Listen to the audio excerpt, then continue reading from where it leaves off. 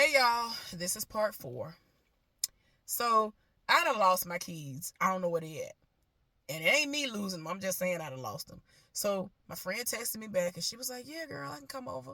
So she said, give me about an hour. She came about an hour and a half, 2 hours late. And which is fine. And I'm just like, she still got there earlier than anticipated. So she was like, okay, so what you want me to do? And I warned her ahead of time. I was like, girl, like a hurricane came through here. Please don't judge me. I can't walk.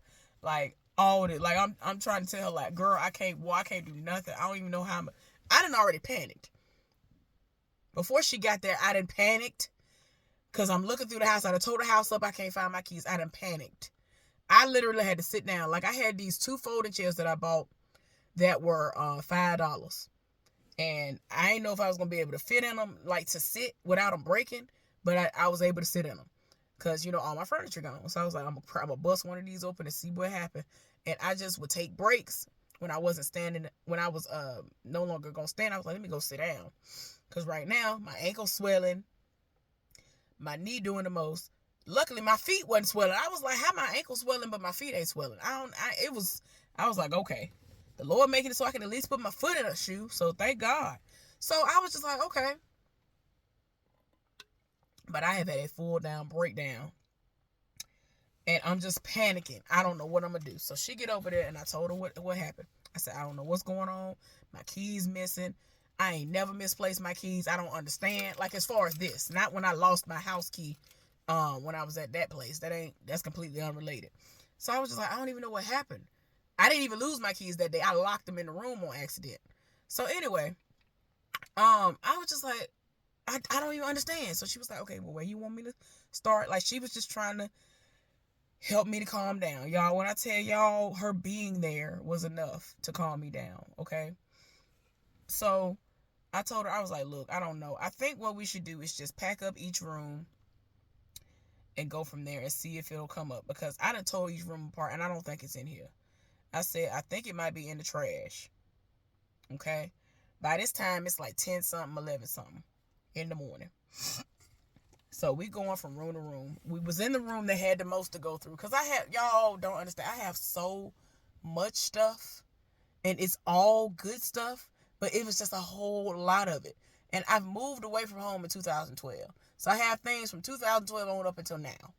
I buy stuff all the time. And I have so much stuff, so I'm like, I obviously can't pack all this up in this car. So I'm trying to go through everything to see what I'm willing to part ways with and all that. So we started in the room that had the most stuff in it or whatever. So we in there and we talking, like, of course we talking, having girl talk anyway in between. So she's helping to calm me down. In the meantime, we trying to figure out, a place to go dump the trash. Because we don't have the dumpster back there. They kept talking about, we're going to put a dumpster back there, whatever. So right now we still got a trash can between each person. Everybody got a trash can for their apartment and that's it. So I'm like, well, I don't know what y'all think I'm finna be able to do. I can't put nothing in the trash can. So I had enough to where the dumpster would have definitely sufficed. I would have been able to get all my stuff in there that needed to be thrown away. So I can clear out the room, the house, apartment, whatever. So so we trying to figure out where we can go. Now they know about dump places because they're from there, but most places you gotta go like a good little distance away to find it. All the dump places there, you have to provide proof that you live in that particular county to dump. And you can only come once per day. Or if you do come, it has to go, like, she was driving, she went and got her husband's truck.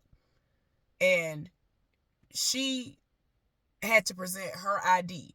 And it had to show that she was living at a residence that was here. You used to have your ID and a bill and everything coincide with one another. Everything needed to add up, and you know what I'm saying? And both of them needed to say the same address on it and all that. So she had already had that in her hand.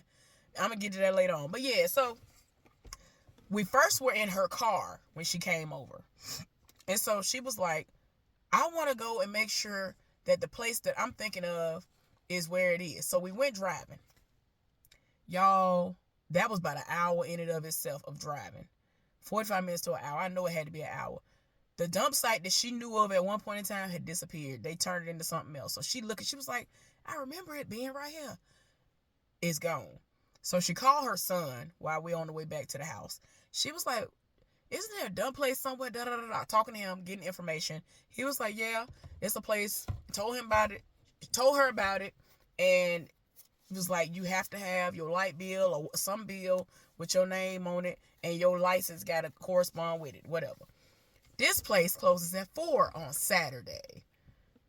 I told y'all she made it over there around 10 or 11, right? We are on the first room, and we have not finished the first room. And I had one. That was the dining room, where I had a lot of stuff in there. Then the living room, one of the bedrooms, the bathroom, the other bedroom, the third bedroom, the kitchen. That's 8 rooms. We're on the first room. And it's 11 o'clock, 11 something. So we done spent an hour driving. We got until 4 o'clock. We got to get over there by 4 to dump whatever we going to dump, right? So I'm like, okay, cool. Go back. We start cleaning some more.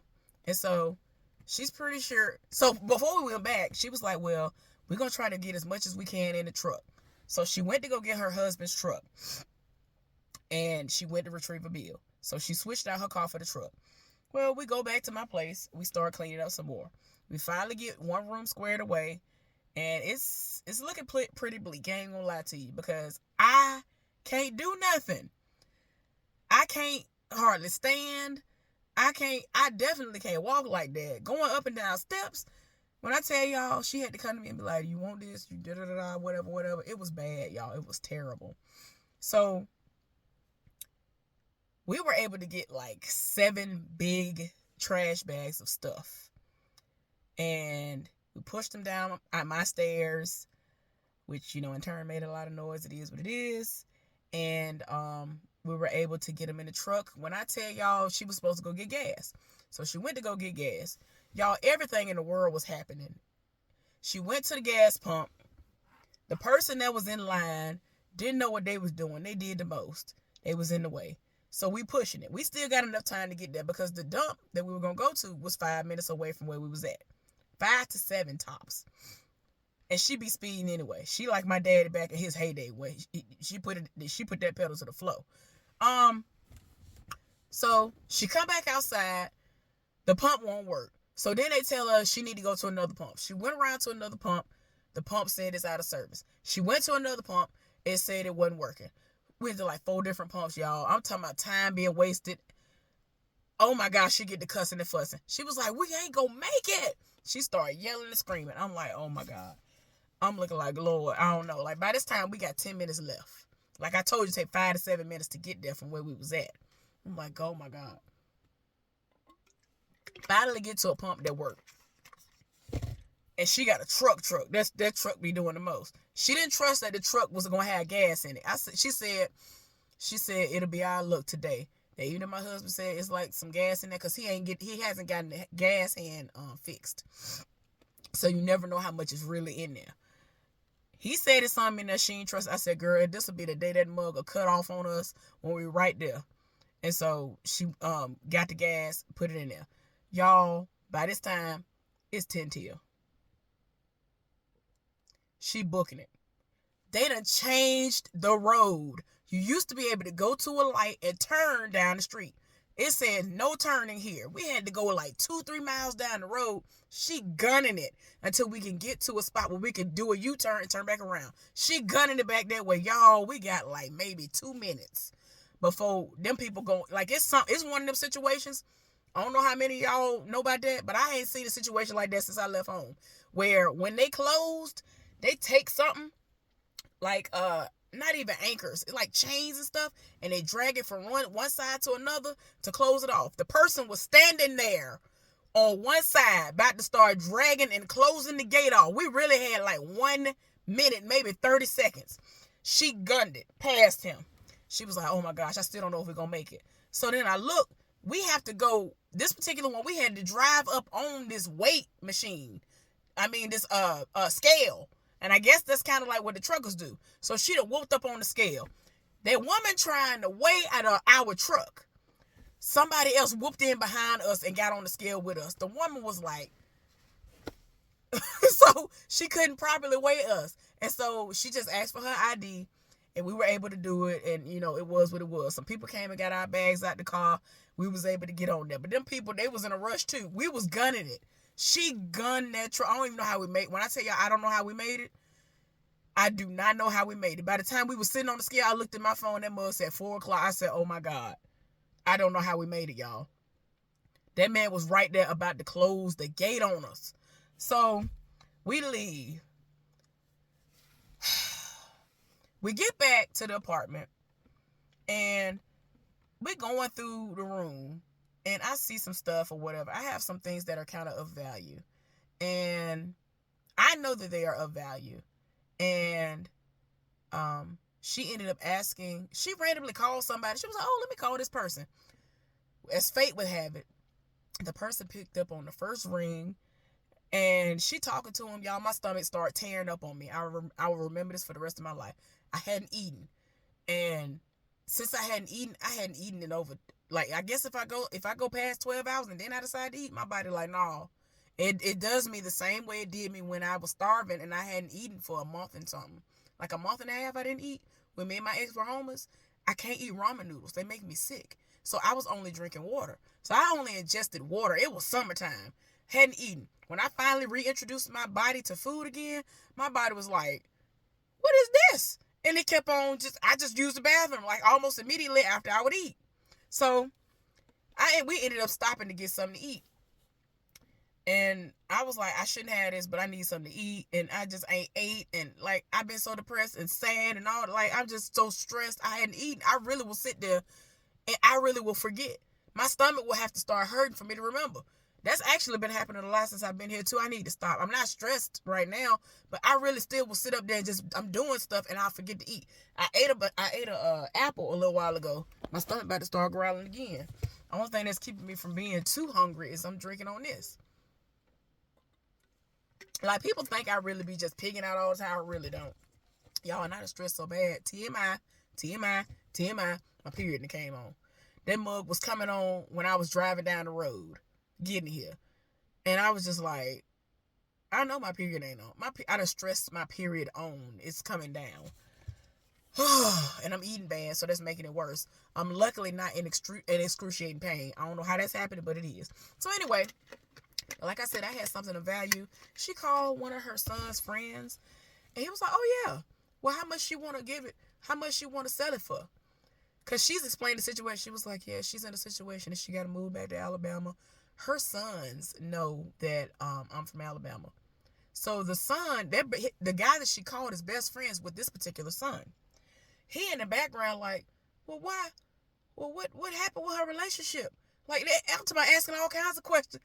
Because he done seen me before. He done seen pictures of me. I met him once, but I meet her other son all the time. One of her sons is gay, and the other one is straight. I see the gay son all the time. I don't know how I managed to see him all the time, but I see him all the time whenever I'm with her.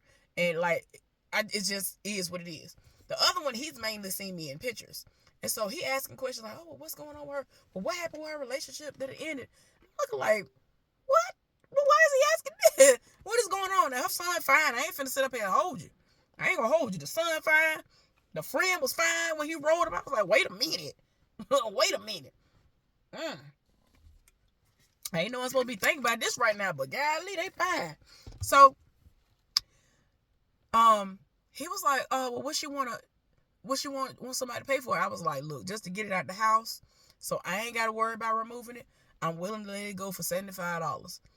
But I will accept $50. That's what I said, right? So he was like, you know what? Is she willing to take $60? So I'm like, yeah, because, most people are like, oh, $50? Okay, let me go ahead and take advantage. You know what I'm saying? And he just, he was like, I'll give her $60. And so he was going to have to come and remove it or whatever. So both of them came. It was a lot. And both of them, really, both of them weren't really needed, but he came and he helped and all this other stuff. Luckily, he was there. I had some other things. The son set it off on the left, right, front, and back. He was like, oh, you can get some good money for this. I was like, I know. I'm not going to tell y'all what it is, but just know that I should be able to get a few $100s for what I had in my possession. I be knowing about things, and I procure some things. People be thinking I'm stupid, but I'm not. And there are times I see heavily discounted things that are almost free, and things that are free, and I'm lucky enough to get it, and I know what it's worth. So anyway, this particular item is worth like hundreds of dollars. It's a situation where right now he's putting it on the internet and people are going to bid on it. He's putting it somewhere. I forgot where he gonna put it. It's not on none of the local stuff. Like, it's something else. He was just like he opened it up. He was like, "Oh my God!" I just kept hearing. He out in the hallway, y'all. Right? I'm all the way in the back of the apartment. All I hear him saying, "Oh my God!" Like, going off because of what it is. He was like, "This is an excellent condition. This has never been opened." Just going off, sending it off. I'm like, "Oh, I know." I'm calm the whole time. When I came out there, I was like, "Oh, I already know what I got. I know. I just wanted to know how much you think I'll be able to get for it." So he do like some searches in specific places, and he was like, "Yeah, right now you should be able to get this amount for it." I'm like, "Oh, okay," because I know it's worth. And they was just like, "I can't believe you have this in your possession." I'm like, "Look, the Lord knew that this situation was gonna come about. I don't know how long it's gonna take for it to sell, but he gonna sell it for me. He gonna get the money for me, and he gonna send it to me after the money gets done, after it get processed or whatever, after the person get it or whatever. He gonna try to find somebody local, but if he can't, of course he'll have to do like a little shipping fee. So he'll just deduct it from that and send me the money." So like, he was eager to do it. I'm like, okay. Then like, they were just like, "That's crazy," and I was just so happy. Y'all don't understand. I was just like, see, despite everything that's going on, there are some, there are some there's a rainbow at the end of all this. A lot of stuff going on, but I'm like, okay. And so I had some other things that I had gotten for deep discounts, and I was just like, I'm not leaving this for these people to go through and be like, "Ooh, this is valuable." Like, when I say y'all, people don't understand that I know what I'm talking about. I know what I'm getting. I've had things that are like, most people will walk in your house and see these items and they're like, "Oh, I know you spent good money on this." No, I didn't. No, I didn't. I did not. I spent half. I spent maybe 25%. I might have even spent 10%. 15 or 10% on this item. Percentage of how much it really cost. And it's awesome. Like, people don't be understanding. So there were a few things that she loaded up in her truck and took with her and put in her own storage. She has an empty storage area in her at her home that they aren't using. And so she said she's going to get her sister to sell those things for me, because her sister sells stuff all the time. And so she was like, "Okay, I'm going to try to get as much as I can for you," and whatever, right? So, y'all, the whole day, whenever we had to go move something, take some stuff somewhere, when I tell y'all this woman did 99% of the work, because I literally could not, I did what I could, y'all. It's like she could have been to did 15 things. By the time she did 15, I done did one. Like, my knee is up out of here. It's doing a lot. She did so much work, y'all. So we out and about. I was like, "You want something to eat?" She was like, "No, I'm good." She was like, "I'm helping you." I was like, "That's the point. I'm gonna feed you." So we ended up being out again after we were done, um, um, dumping some more. So we took them to this place after it got dark outside, and dumped it. And I still was nowhere near done, y'all. I mean, I got a good amount done with her, but I still had some more stuff I needed to do. And I told her straight up, it is what it is. What I leave behind, they better be glad I'm gonna be nice enough to bag it up. So what happened was, this is what ended up happening. So since I wasn't done, I was gonna ask her if she would come back to my place while I left, because what I was gonna do was, so I turned off my Xfinity. We went over there because we doing all this. I said I got to get the Xfinity by 8, so I got there around 7:30 p.m.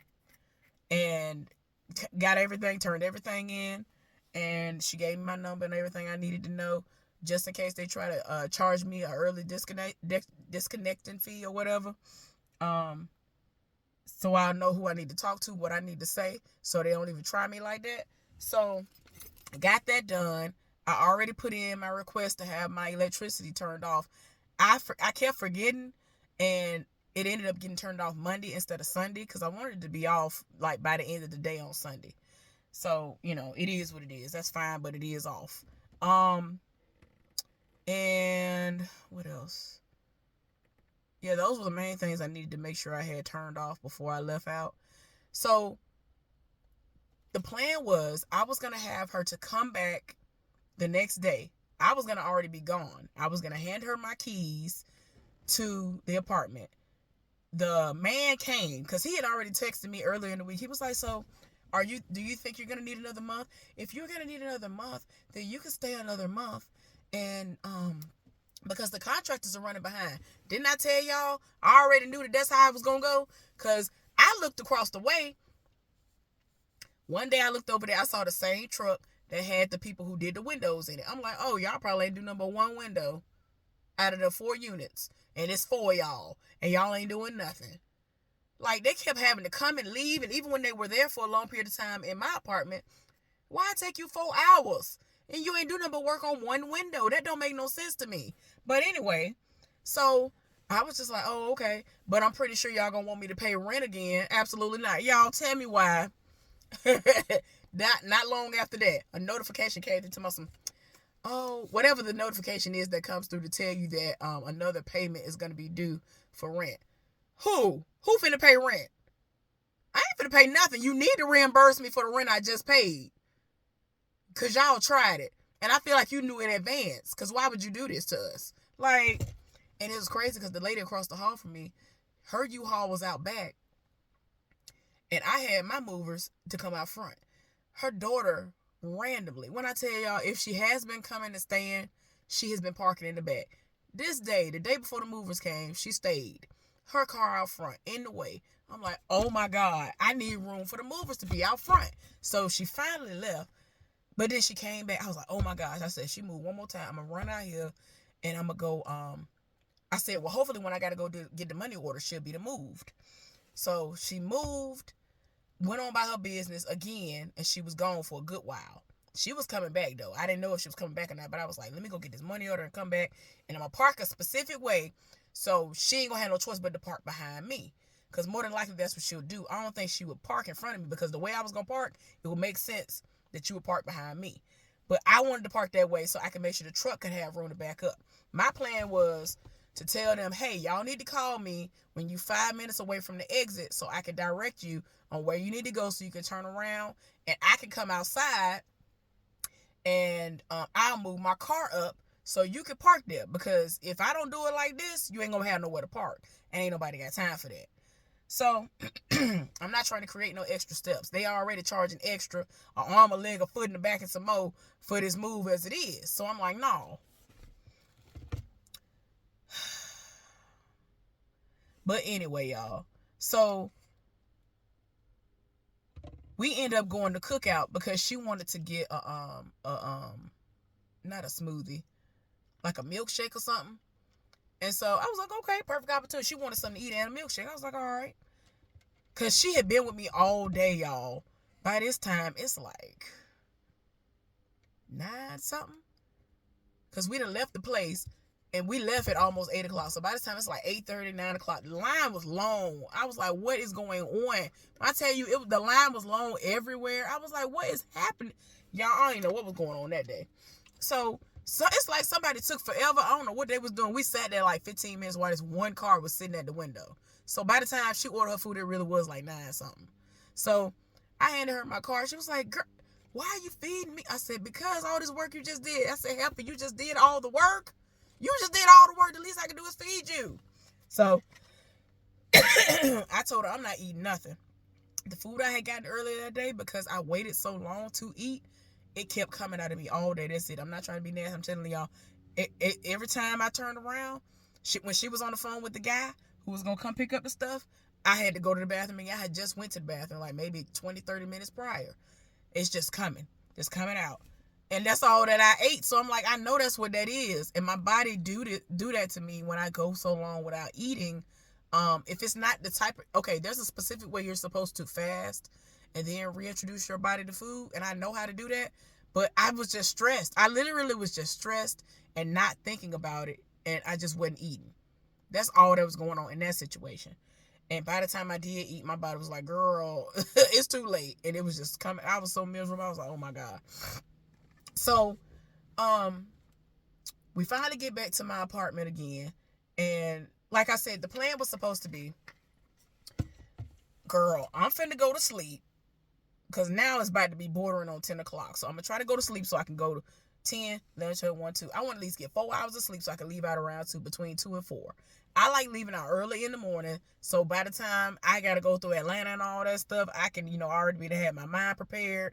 Like, I already know that's where the foolishness going to be at. That's where the foolishness reside. I hate driving through Atlanta. So I'm preparing myself for that. If everything had gone the way I really wanted to go, I really would have been done no later than 8. I wanted to be asleep. Well, I thought we was going to be done by 5. When my keys got lost, that's what started everything off on the wrong foot, and I got all the way behind ever since then. If it would have gone the way I thought it was going to go, we would have been done by 5. I would have been asleep no later than 6 or 7. I would have had a decent amount of sleep until 2. Woke up, went and gassed up because I didn't. Y'all, once I lost my keys, I didn't go get gas because I was going to gas up before going to get the money order. And then I was going to go get the money order. And then I was going to come back to the house. And somewhere in between, I was going to go and drop off some stuff at the donation center. I had done that.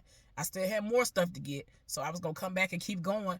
Child, it was too much. So anyway, she got a call earlier that day.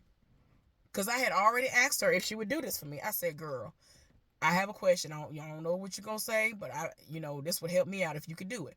I said, if I give you my keys to my apartment, and everything I got to turn in, because the man came and put this lock on the stairs for me to have access to put my keys in, because I told him, I was like, look, I'm not going to be around for you to get no keys from. He over here like, oh, well, I can drop by and get the keys. Y'all, that's a story in and of itself. To make a long story short, I texted him like weeks ago, and I was like, what's the address where I drop off the keys? So when he responded, he said, hi, how are you doing? And all this other stuff. Looking at him like, sir, forget the small talk. I said, I'm not doing well at all. Like, I got to leave. Like, what is we talking about? I'm over here fighting for my life. I got to leave. I'm in distress. All of this. What is you talking about? I'm not good at all. Anyway, what's the address? So he going all around the question. And eventually he says, well, we don't have a brick and mortar. We don't have anywhere where you can drop off keys. I work out of my home, which ain't even in that city. I don't even know if it's in Virginia to begin with, because he fly in and out all the time doing stuff. So they don't have nowhere where you can drop nothing off, like a rent office or nothing. And I'm saying to him, sir, I don't have time for this. So he was like, well, he thought about it, and he talked to the person over the building, and he was like, well, what we can do is we can get this lock box and put it outside your door, and you'll have to put in a code, and it'll unlock, and you can put the keys in it, and just let me know that you left. Because I told him straight up, I said, I will not be available. When I leave out, it won't be at a normal time. It's not going to be regular business hours. It's not even going to be a few hours after that. It's not even going to be 5 o'clock p.m. It's going to be in the middle of the night.